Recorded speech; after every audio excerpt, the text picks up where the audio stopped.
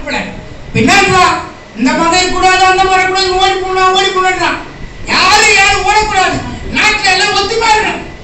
எல்லா மதம், இந்து மதம், கிறிஸ்துவ மதம், இஸ்லாமிய மதம் ஒத்துமையா இருக்கணும். அண்ணன் தம்பியில ஜாதி பார்க்க கூடாது, மதம் பார்க்க கூடாது, ஒத்துமையா இருக்கணும். என் பக்கத்து எங்க வீட்டு புள்ள பக்கத்துல இஸ்லாமிய இருப்பாங்க. இந்த கூட கிறிஸ்டின் சர்ச்சை இருக்கும். நாங்களாம் இந்துக்கள் கோயில் திருவிழா போடுவாங்க. நான் சொல்றேன் எல்லாம் அண்ணன் தம்பி மாமச்சான் பழகணும். நாட்டை வளப்படுத்து, இந்திய நாட்டை வளப்படுத்துன்னு சொன்னா மத ஒற்றுமை இருக்க வேண்டும். அதை விட்டு அந்த மதம் வேணாம், இந்த மதம் வேணாம், இந்த நாட்டை துருவாட்டாங்கன்னு சொன்னா அது யாரும் ஏற்றுக்கூடாது. அதை சிந்தனைக்கணும். மக்கள் சிந்தனை என்ன? எல்லோரும் ஒற்றுமையா இருக்கணும், எல்லோரும் வாழணும், எல்லோரும் நல்லா இருக்கணும், எல்லாரும் படிக்கணும், எல்லாம் ஒற்றுமையா இருக்கணும். அதை விட்டு மதக்கலவரத்தையும் ஜாதிகளை தூண்டி இந்திய நாட்டை சீர்குலைக்கின்றவரை சத்தியமாக தடுத்தாக வேண்டும். வருங்காலத்துல கஷ்டம்.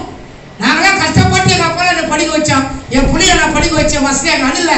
இன்றைக்கு பாமர மக்கள் தமிழ்நாட்டிலே ஏழை மக்கள் இன்னும் கஷ்டப்படுறான். பொருளாதாரம் இல்ல, பொருளாதாரம் வந்துச்சு 10 ஆண்டுகள் சொன்னா ஒரு பொருளாதாரம் வரல, ஒரு மண்ணாட்சி வரல. சண்டை மதக்கலவரம் வந்து கொண்டிருக்கிறது. எனவே இந்த பத்திரிகை ஊடகங்களை வந்திருப்பீங்க, பத்திரிகாசு வந்திருப்பீங்க, அரசியல் தலைவர் வந்திருப்பீங்க. யாரையும் சொன்னாலும் நம்மள நடுத்தர மக்கள், ஏழை மக்கள் உயர்ந்தவன் சொல்லுவா அரசியலுக்காக நாம் ஒத்துமையாக இருக்க வேண்டும்.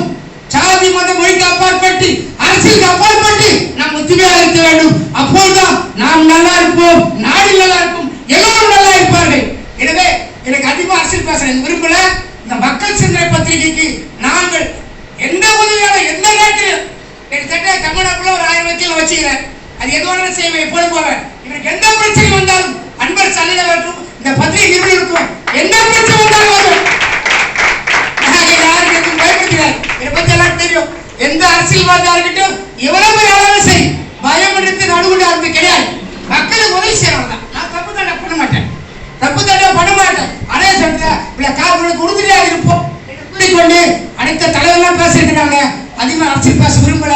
எல்லோரும் ஒற்றுமையா இருப்போம், இந்திய நாட்டை வளப்படுத்துவோம் என்று கேட்டுக்கொண்டு பேச வாய்ப்பு அனைவருக்கும் நன்றி, வணக்கம், ஜெய்ஹிந்த். பொதுவாகவே அணுகுண்டு எங்க வெடிக்குதோ அந்த இடத்துல அழிவு இருக்கும். ஆனா இந்த அணுகுண்டு எங்கெல்லாம் வெடிக்குதோ அங்கெல்லாம் வளர்ச்சி வளர்ச்சி வளர்ச்சி. தேசத்தையே முன்னேற்றுவதற்கான அரிச்சுவடியை தந்திருக்கிற அண்ணனுக்கு நன்றி.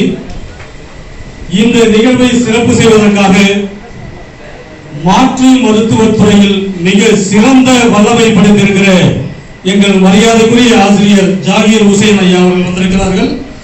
மக்கள் சிந்தனையின் சார்பாக அவரை வருக வருக என வரவேற்பதிலே நெஞ்சார்ந்த மகிழ்ச்சியை நாங்கள் அடைகிறோம்.